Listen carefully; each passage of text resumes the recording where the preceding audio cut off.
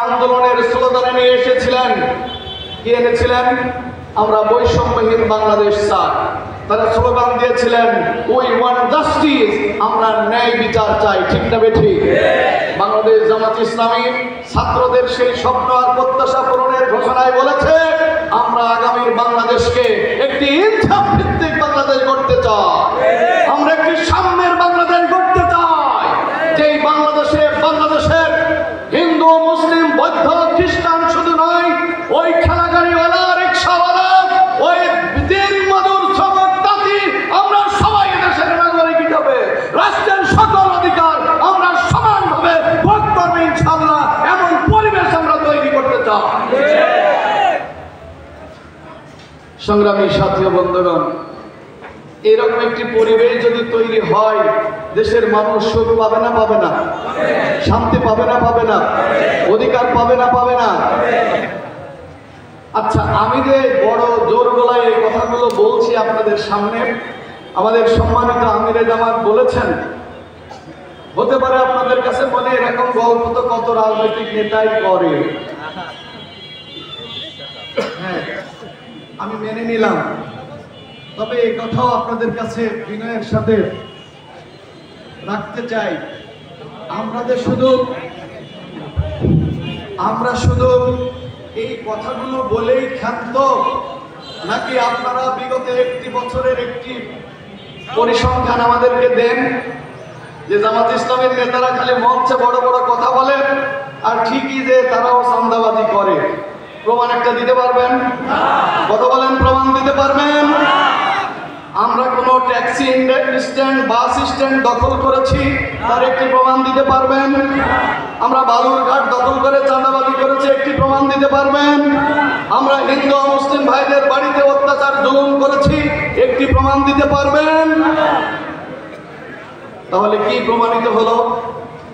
সম্মানিত ভাইরা, এটা প্রমাণিত বাংলাদেশ জামাত ইসলামীর নেতা কর্মীরা চাঁদাবাজি করে না, টেন্ডারবাজি করে না, দুর্নীতি করে না, অন্যায় করে না, হিন্দুদের প্রতি জুলুম করে না, বরং এই হরিনারায়ণপুরের হিন্দুরা সাক্ষী দেবে বিপদের সময় আমরা তাদের বাড়ি পাহারা দিয়েছি রাত জেগে। ঠিক না বেঠিক?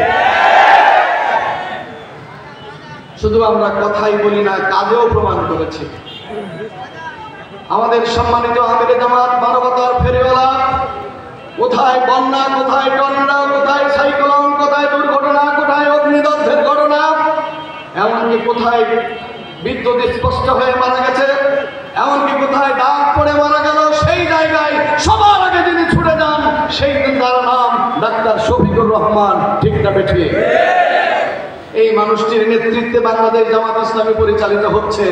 সম্মানিত ভাইরা, নেতার চরিত্র গুণ বৈশিষ্ট্য দেখেও তো বোঝা যায় দলের লোকজনগুলো কেমন। ঠিক না বেঠিক?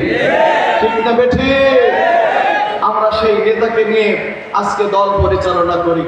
তাই আমরা আজকে শুধু জোর গলায় বলছি না, হৃদয় থেকে কথা স্পষ্ট করে বলতে পারি, বাংলাদেশ জামাত ইসলামের নেতৃবৃন্দ, নেতা কর্মীরা সবাই এদেশে সুখ শান্তি কল্যাণ আর ইনসাফ প্রতিষ্ঠার পক্ষে, ভারতীয় আধিপত্যবাদের বিরুদ্ধে কথা বলে। ঠিক না বেঠিক? আজকের এই নতুন বাংলাদেশে রাজনীতি করতে হলে ওই দিল্লির গোলামি করে বাংলাদেশে রাজনীতি করা যাবে না, দিল্লির দালালি করে বাংলাদেশে রাজনীতি করা যাবে না, দিল্লির প্রেসক্রিপশনে বাংলাদেশে রাজনীতি করা যাবে না। ভারতের আধিপত্যবাদের বিরুদ্ধে রুখে দাঁড়িয়েই আমাদেরকে দেশে রাজনীতি করতে হবে।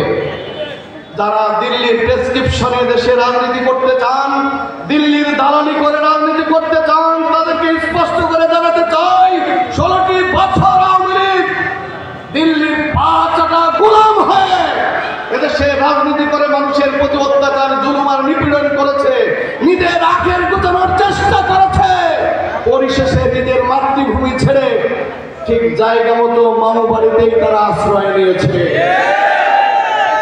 আপনারা যদি ওই কায়দায় রাজনীতি করেন, শেষ পর্যন্ত আওয়ামী লীগ তো মামু বাড়ি আশ্রয় নিয়েছে, আপনারা কোথায় আশ্রয় নেবেন? কি বলেন, আশ্রয় নেওয়ার জায়গা আছে? তাই রাজনীতিতে আজকে ভারতকে সুযোগ দেওয়ার কোনো সুযোগ নেই।